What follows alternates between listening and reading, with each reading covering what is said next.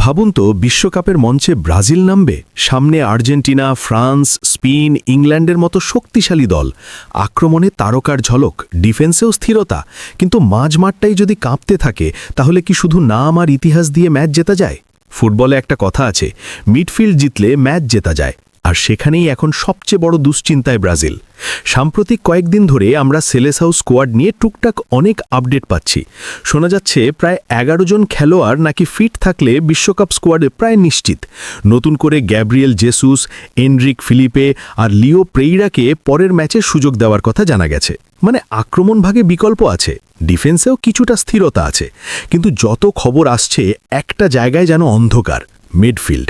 Carlo আনচেলোত্তির আসল পরিকল্পনা এখানে কি সেটা এখনও পরিষ্কার না। আর বাস্তবতা হলো সাম্প্রতিক সময়ে ব্রাজিল যত ম্যাচ হেরেছে তার বড় কারণ এই মাঝমাঠের ভরাডুবি। বলের কন্ট্রোল নেই, ট্রানজিশন নেই, গেম টেম্পো সেট করার কেউ নেই। আপনি যদি আর্জেন্টিনার মিডফিল্ড দেখেন, ফ্রান্সের দেখেন, স্পেন বা ইংল্যান্ডের দেখেন, ওরা একটা ইউনিট, জমাট, কম্প্যাক্ট, শৃঙ্খলাবদ্ধ। আর ব্রাজিল এখনও এক্সপেরিমেন্টের ল্যাবরেটরি, অথচ অপশন কিন্তু কম না। আটালান্টার এডারসান ইটালিয়ান সিরিয়াতে নিয়মিত দারুণ পারফর্ম করছে, ম্যাচ কন্ট্রোল করছে, তার দিকে নজরই নেই। আর্থার মেলো একজন প্রপার সেন্ট্রাল মিডফিল্ডার, ফর্মে আছে, তবুও ডাক নেই। গার্সন, ম্যাথিউস পেরেইরা, পিএসভির মাউরো জুনিয়র, এরা প্রত্যেকেই নিজেদের ক্লাবে ধারাবাহিক পারফর্মার। যদি সত্যিই কার্লো বলেন যে ব্রাজিল দলের দরজা সবার জন্য খোলা, তাহলে পারফর্মাররা সুযোগ পাচ্ছে না কেন? প্রশ্নটা সোজা, কিন্তু উত্তর নেই। একই ছবি দেখা যাচ্ছে আক্রমণ ভাগেও।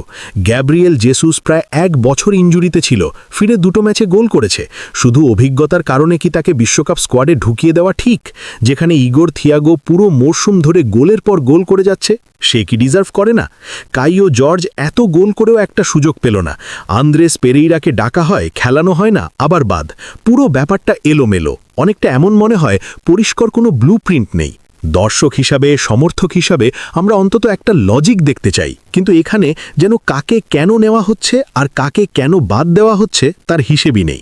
সত্যি বলতে কি, আমরা সবাই কার্লো আনচেলোত্তির অভিজ্ঞতার উপর ভরসা করছি। তিনি বড় মাপের কোচ, সন্দেহ নেই, কিন্তু এত দিন দায়িত্বে থাকার পরও যদি মিডফিল্ড সেট না হয় তাহলে দুশ্চিন্তা তো থেকেই যায়। ক্যাসেমিরো আর ব্রুনো গিমারেজের পর নির্ভরযোগ্য তৃতীয় বা চতুর্থ অপশন এখনও ফিক্সড না, এটা বিশ্বকাপের আগে খুবই খারাপ সাইন। আপনি যদি ভালো ভালো অপশন হাতে রেখেও বারবার একই নাম ঘুরিয়ে ফিরিয়ে ডাকেন, ফাবিনহোকে নিয়েই বসে থাকেন, অথচ আর্থার বা এডারসনের মতো ফর্মে থাকা খেলোয়াড়দের উপেক্ষা করেন, তাহলে তো সমস্যার সমাধান হবে না। বিশ্বকাপ দরজায় কড়া নাড়ছে, আর এই অল্প সময়ে হঠাৎ করে মিডফিল্ডে জাদু তৈরি করা সম্ভব না। তাই যদি বড় মঞ্চে হতাশাজনক পারফরমেন্স আসে, সেটা মোটেও অপ্রত্যাশিত হবে না। কারণ একটা দল যত বড়ই হোক, মাঝমাঠ যদি বল দখলে রাখতে না পারে, প্রেশার সামলাতে না পারে, তাহলে আক্রমণও ভেঙে পড়ে, ডিফেন্সও চাপে পড়ে। তবে হতাশ হয়ে বসে থাকারও সময় নেই। সামনে যদি ফ্রান্স, ক্রোয়েশিয়ার মতো শক্ত দলের বিপক্ষে মিডফিল্ড ভালো কম্বিনেশন দেখাতে পারে, যদি কন্ট্রোল আর কেমিস্ট্রি তৈরি হয়, তাহলেই সমর্থকদের মধ্যে আস্থা ফিরবে। না হলে শুধু নামি তারকা দিয়ে ব্রাজিলকে বেশি দূর টানা কঠিন। সবশেষে কথা একটাই, স্ট্রাইকার আছে, ডিফেন্স আছে, কিন্তু মিডফিল্ড এখনও প্রশ্নবিদ্ধ।